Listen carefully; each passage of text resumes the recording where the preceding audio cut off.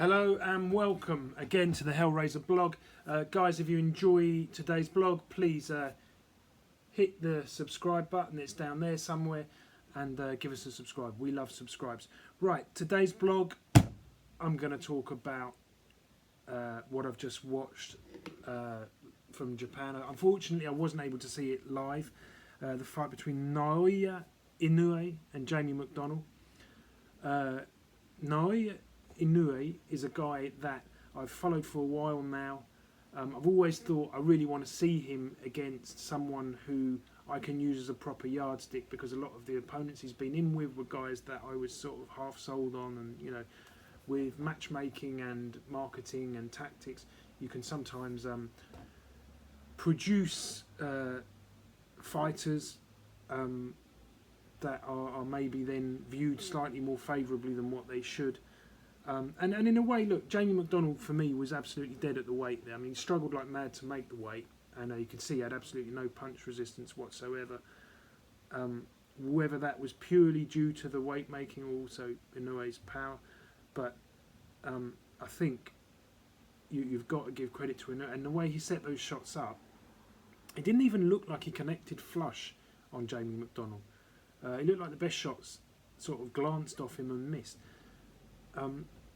Which makes the result and the achievement, I think, extra special, and I think in Inoue we've got a true superstar of boxing being built and being made. Getting in the ring, he looks like he's about 12 years old, this guy. Very clever guy. You see, one of his favourite tactics to sort of go down, throws a right hand to the body, almost shows them the same punch again, does the exact movement, and then pings over what looks like an arm shot, an arm punch, to the chin, which normally you'd think that wouldn't have enough power to really unsettle someone, but he's taking people out and setting them up for knockouts off the back of that.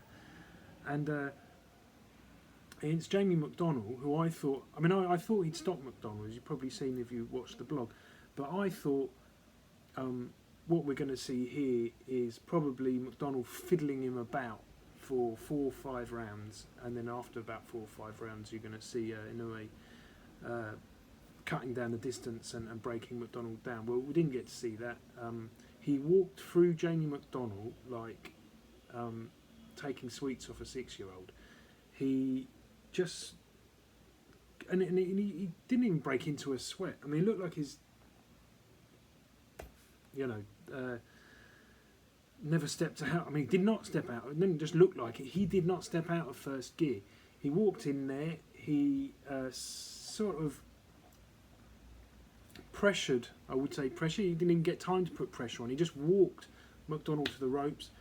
Every punch that he threw, even if it only landed in a glancing way, had an effect on McDonnell. And I mean, you've got to feel sorry for McDonnell, because he has worked very hard to get the position that he's ended up in, and there he was taken apart. And I think that weight making definitely played a part. I mean, he looked frail getting in, and the thing is, he always looks frail until the boxing starts. Then he looks quite sort of sturdy and good. Here he just went to pieces. So I mean, and a lot of those shots, they didn't even look like they hit flush. They looked like glancing sort of blows, and McDonnell came apart. So I mean, I'm hoping that the reason why he made that fight that way. I mean, it's always difficult when you've got a guy who's got a title, because they cling to the weight. I mean, last week we had Selby, and Selby, whether it was purely to do with that or not, I wouldn't say, but he certainly underperformed. And as soon as he got in there, you could see that Selby was like working for a very short burst, and then he had nothing left for the rest of the round. Then he'd come out again, and you'd see one little, not even a burst, just a little effort, and then he had nothing left. And that's normally a weight drained fighter. And we didn't even get the chance to see that because I thought the fight probably go into about the halfway stage, by which time McDonnell won't be able to hold off Inoue anymore, because Inoue has this almost looks like effortless power, just sort of almost like he's throwing technical shots rather than sort of murderous rip his head off type shots, and yet the power is there. I mean, is phenomenal. He don't want to keep using that word, but I just can't. I don't know what other words to. I mean, it was a standout performance. That is really, really interesting. I think the impact that fight has for me is quite significant from the point of view of the World Super Series, World Boxing Super Series, because I think if that tournament is to hold credibility, they need to get this guy in it. If not, I think this tournament is going to stand almost serve as a semi-final for whoever wins it goes and fights Inoue, because no one can claim to be the best in the world without fighting this guy that weight. That really stood out, and I think, and it's mouth-watering prospect. I mean, the thought of Zolani Tete, of Ryan Burnett,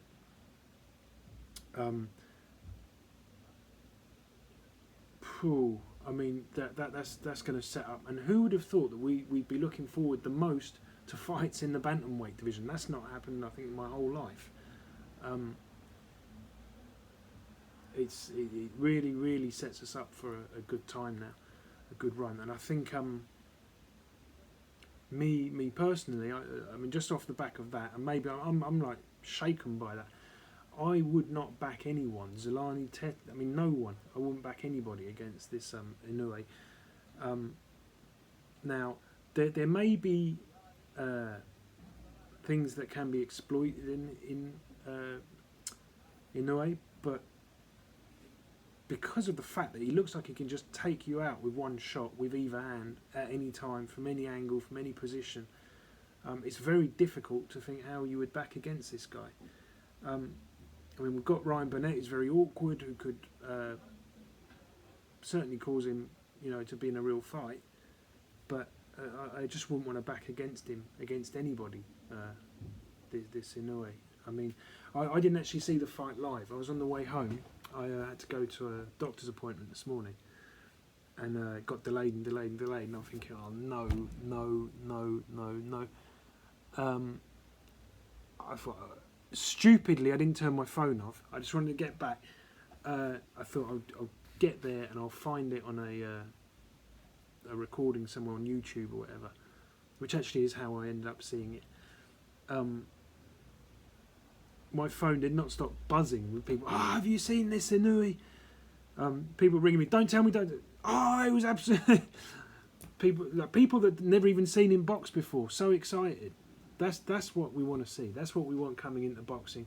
And as we've seen with this deal Eddie Hearn's done, boxing is now taking it's changing the business of boxing into a global business.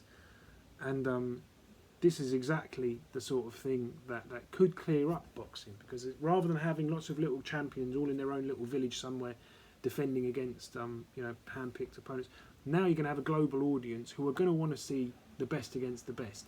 And TV station they want to really harness boxing as a business.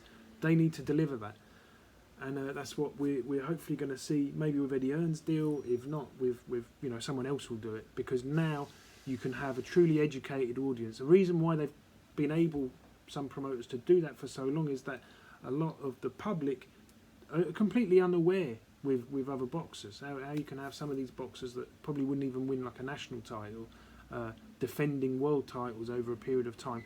Now the best got to fight the best, and for the way that the business is now taking shape, the boxing business, it means that the fighters can make the financial rewards from fighting the best. We'll see, guys.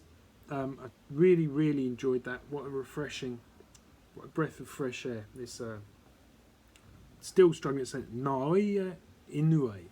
Won't be forgetting his name for long. If you like the blog, please hit the subscribe button.